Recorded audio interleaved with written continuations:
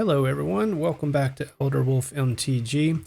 As I stated from our welcome video, we are going to open some packs, and I have not opened a single pack since I started the channel, so this is going to be pretty fun. I'm going to start this and see how far we get with just basically the rares. We'll look at the rares. Maybe I'll make a mention of commons or uncommons to that effect, but I'm not going to count on that. So let's just jump right in here and see what we get as we open these packs of cards. We're going to start with the Outlaws of Thunder Junction. This is the current set that I began to record videos, and so let's open packs. You can see I've got first cards because I haven't opened anything, but let's see what our rare is here. Okay, Smuggler's Surprise, pretty good one.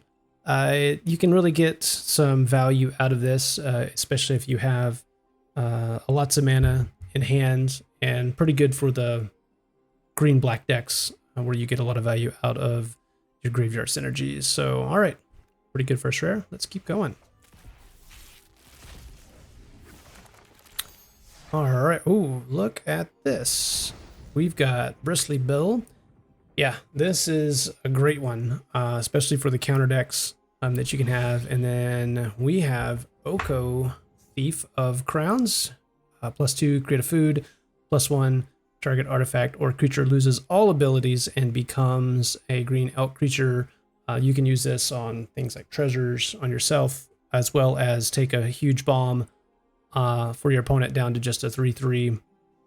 And then you can exchange control of target artifact or creature you control and target creature and opponent controls with power 3 or less. So pretty cool Planeswalker there. All right, next pack. Let's see what we got. Final Showdown. This is the White Wrath, and if you have, let's see, I believe 7 mana, then you can wipe the board while keeping one of yours alive. But if you need it just for taking away certain abilities of creatures, you can do that for 2 mana. Pretty versatile card. Yeah, really good one to have in your arsenal, especially for your white decks. Let's take a look here. Okay, got a wild card on the uncommon. Vraska joins up. Yes, interesting for the death touch counters on each creature you control. Then very much focused on a legendary creature type deck. Probably a little bit more constructed than limited here. Next pack. All right, let's see. Ariat, the Beguiler. 4/4 lifelink. This is for auras, kind of an aura deck, probably a little bit more constructed. Just with the number of auras that are there, it would be interesting to see how this would play in limited. You'd have to kind of build around it or kind of happen upon it if you had quite a few auras in your deck. All right, let's keep going here. Let's see if we can get through the Outlaws of Thunder Junction packs here. Okay, 3 steps ahead.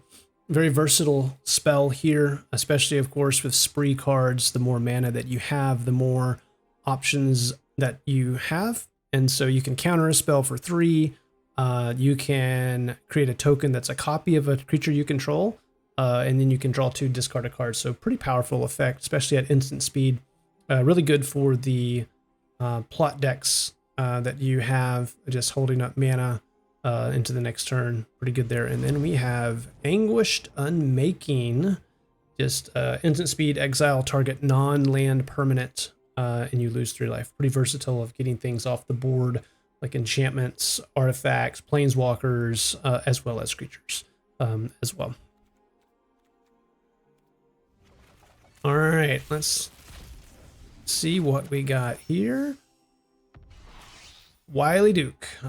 Yes, anytime that Wily Duke is tapped, then you gain a life and draw a card. So really, really great for the mount decks. That's really where you want this one most of the time.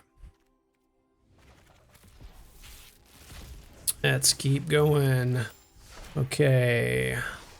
Annie joins a triple color and enters the battlefield. It's like a 5 damage spell to a creature or planeswalker. So not terrible, but it's a not a flash or instant speed. And then again, focusing on legendary creatures that can trigger abilities an additional time if they're triggered abilities. Interesting maybe build around if you get this early in a limited or in draft, and if your sealed pool has other cards that go along with it, then yeah, sure, go for it.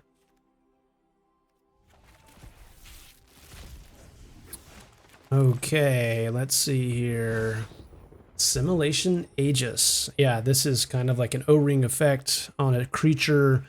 And then when you attach this to a creature for equip 2, you can become a copy of the creature you exiled with this. So this can become very powerful if you basically put this on a bomb of your opponent. Then you can take a small creature of yours and all of a sudden you have their bomb and you can move that around. Very powerful effect. Next pack here, let's see, ooh, 2 rares.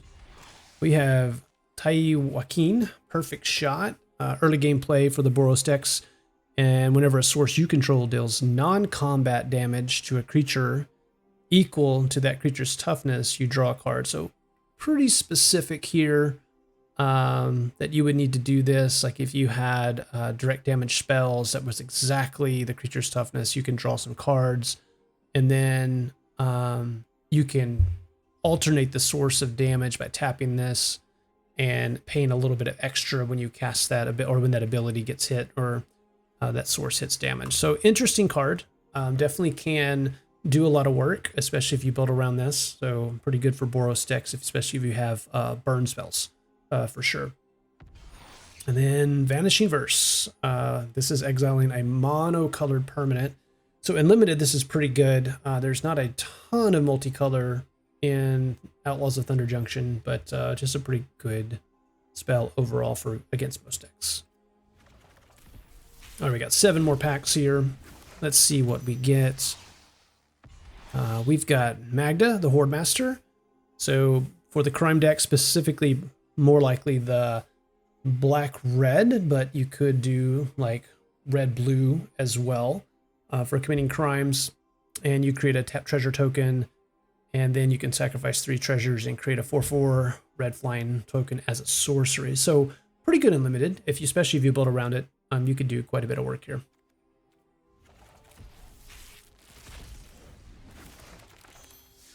All right, let's see. We have Satoru the Infiltrator, a 2/3 for 2 menace, already good. And when this or one or more other non-token creatures enter the battlefield under your control, if there was no cast for mana, then you draw a card. So this is great for plot, or for blink decks. You could do that as well.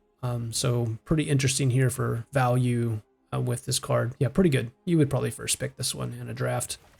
All right, 5 more packs, and then we'll probably stop the video after that. Let's see. We have Rest in Peace. This is like the bonus sheet one. 2 mana enchantment. You exile all graveyards.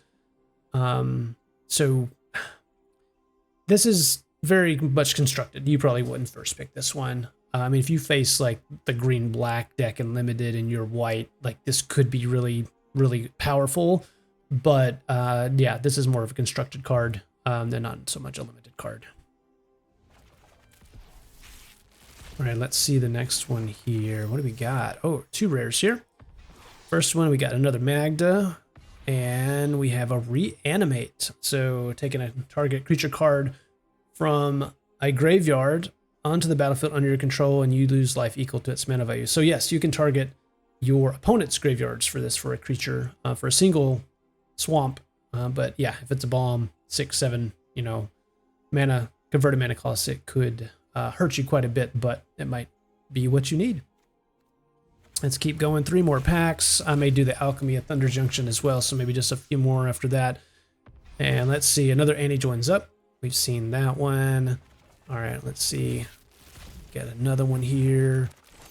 All right, wow, 3 rares. Oh, sorry, not 3 rares. That was just the first. Sorry, just saw the legendary creature. But yeah, interesting, uncommon for token decks that you can do.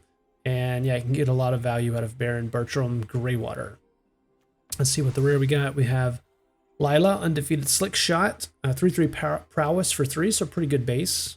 And whenever you cast a multicolored instant or sorcery spell, so pretty specific here, probably a little bit better constructed than limited, but if you can get, you know, probably 5 multicolored spells, you would probably really get some good value out of this, and get some replotting of spells you've already cast, which is pretty powerful. And surgical extraction, so Phyrexian mana, you can either use a swamp or 2 life, so that's pretty versatile. Choose a target card in a graveyard other than a basic land card, and then you search its owner's graveyard, hand, and library for any number of cards of the same name. So definitely more of a surgical, a constructed card, but you could get somebody unlimited with this, but it's going to be, you know, pretty specific. So pretty much a construction card here. All right, last regular pack of Thunder Junction. And we got our little wild card here for a mythic there. And Kellen joins up. 3 mana cost, enchantment. You can exile a non-land card with mana value 3 or less, and it becomes basically plotted. And then whenever a legendary creature enters the battlefield under your control, put a 1/1 counter on each creature you control. Pretty powerful if you get several legendaries in these colors that you could do. You could really start buffing your crew, if you will. I mean, if you were a green-white and you splash this with blue, you have the green-white mount deck with counters, you could really go off if this comes in. You get a few more legendary creatures to accompany this. But yeah, interesting card for sure. All right, let's go ahead and do the Thunder Junction Alchemy cards. Let's see what we get. Okay, Sapphire Collector, a 3/3 for 3 with prowess, so already pretty good. And when you cast your second non-creature spell in a turn, you conjure the card, the Mock Sapphire, into your hand. And there's the, you can see on the screen, the Mock Sapphire, 0 cost artifact that adds a blue. And then for 3 mana, at instant speed, you can target instant or sorcery card in your graveyard that gains flashback, and it's equal to its mana cost. So that's pretty powerful, especially for the green-blue spells deck. Definitely would play that in Alchemy. Let's see here. We got 2 rares. All right. Let's see. We've got Triumphant Getaway, Grixis Colors, Flash Enchantment. When it enters the battlefield, you heist an opponent's library twice. So heist is look at 3 random non-land cards from target opponent's library, exile one of them face down, and you can cast that card as long as it remains exiled, and you may spend any mana to cast it. So basically, you get 2 cards of theirs randomly kind of into exile that you could cast later. And when you ever cast a spell that you don't own, then they lose 2 life, you gain 2 life. So yeah, pretty interesting if you're Grixis. And then you have Ionize. You can counter target spell, and then it deals 2 damage to that spell's controller. So pretty good red-blue spells deck for sure. All right, last one, and we're going to cut the video off here. And all right, we've got Blooming Cactus Folk, 5/5 for 5, trample, already a good base stats. And at the beginning of your end step, non-land cards in your hand perpetually gain this spell cost 1 less to cast. That's pretty crazy. It's obviously a 5 mana cost, so if you got some good card draw effects that you can't cast everything later in the game, this could become just a constant accelerator. But if you're already kind of low on cards in hand, you'll still get value out of it. But yeah, that's a pretty interesting effect here for this one. That would be fun to play with in Alchemy. Okay, I think we're going to stop that here. We've got some other packs to open. I'll probably put that in a separate video and go from there. But hope you all have enjoyed this content. Looking forward to taking some of these cards and maybe doing a little bit of standard play just to get my dailies from time to time. But we will also be entering the limited event here pretty soon. Hope you all have enjoyed this content. Please like and subscribe. It helps me out so much. And yeah, we will see you next time when we go hunting and see what we can find. Until next time.